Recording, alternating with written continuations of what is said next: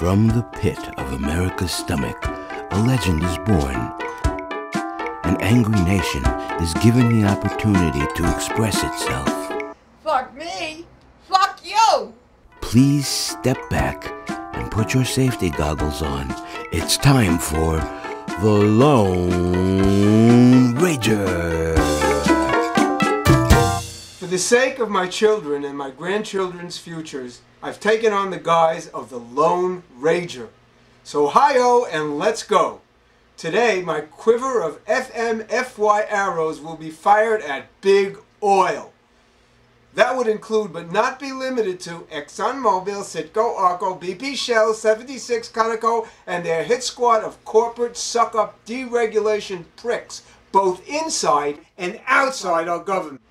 Oil, the root of most evil. Technology's excrement, vehicular vomit. You take a bunch of Triassic and Jurassic monster carcasses, squeeze and heat them beneath building geological layers, and bingo! 50,000 millennia later, you get enough dead dinosaurs for ExxonMobil and the other oil bastards to get filthy rich on, while reducing the hardworking people of this nation and beyond into defenseless petrochemical junkies. Just think about it. The dinosaurs roamed our planet for 165 million years so we could drive our cars for 1 century. Stunning, huh? Wars have been and will continue to be fought ad nauseum over the toxic dino glop. The Iraq War, the First Gulf War, and even World War II. Corporate Darth Vaders, such as the pirates that run the previously mentioned ExxonMobil, etc., along with their government toadies perpetually cheating, stealing, lying, and defrauding. All of this in pursuit of that greasy tyrannomelt that they've conspired to keep us addicted to by minimizing and preventing the development and availability of alternative technologies. And with collusion from the top of our government, they maintain these egregious and villainous policies even while farmers, truckers, airlines, and most other industries and small businesses are being forced to twist in the cruel wind of economic palsy. Boo! But ultimately, at the bottom of this oil-gorging food chain, the real victims of this free market horror show are once again, guess who? Dirty rats, tell us. We, the people! Now, the prime petro-criminal accessories are W. Bush, Dick Cheney, most of the Republicans in Congress, and the gaggle of right-wing media crackpots. They insist on pointing the finger of blame for the skyrocketing prices of fuel in every direction, even though they full well know that most of the culpability can clearly be traced to their pukism policy of deregulation. Ooh. And with its typical fascist-style propaganda, the conservative media psychoprattle keeps spreading the myth that the budget-choking price of oil is mainly the fault of the environmentalists and the liberals for standing in the way of oil refinery construction and increased domestic drilling. That, my friends, is a crock of shit. And for more on that, let's go hi-oh to our special correspondent, Kim Osabi. Thank you, Razor. In truth, we have refining capacity to burn.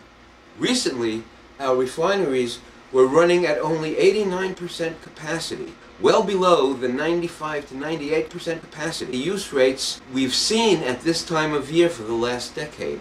But in point of fact, between 1975 and 2000, only 1 refinery permit was requested and it was approved. In addition, oil companies are regularly applying for and receiving permits to modify and expand their existing refineries. And while the Foxticker Network, along with its obsequious poser journalists and right-wing cutthroats, keep barking drill, drill, drill, they neglect to mention or are in total denial about the fact that the CEOs and boards of ExxonMobil, Citgo, Arco, and the other oil bandits have been and are at present sitting on 10,000 unused permits to drill, drill, drill, now, in over 60 million acres. What did the dirty rats say? They should use them or lose them. So, even if new drilling and exploration were to begin tomorrow at the crack of dawn, And even if they drilled here, there, and everywhere, there would be no relief at the pumps for a decade. And when it did come, it would be negligible. And so, Governor Palin, if the pristine Alaskan National Wildlife Refuge were open and they drilled the crap out of it, down the road at peak production, oil prices would be lowered at the maximum by $1.44 a barrel. And by the time that happens, the price of gasoline would be, Da-da-da-da-da. well, as Chico Marx would say, we couldn't afford it. Even billionaire oil magnate T. Boone Pickens has stated that we can't drill our way out of this fix.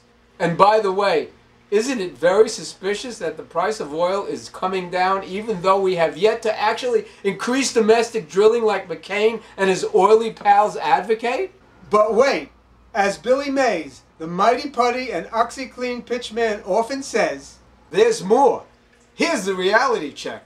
It seems that the main cause of $4 a gallon gasoline can be attributed to Da-da-da-da-da. the influence of price-rigging, double-dealing commodity speculators. See, early in the Bush-Cheney rule, a subtle addition was made to the Federal Trade Commission regulations. This clandestine piece of legislative poison came to be known as the Enron loophole. It was responsible for the Enron scandal, which was all too real and criminal. Kimasabi? Even their logo was crooked.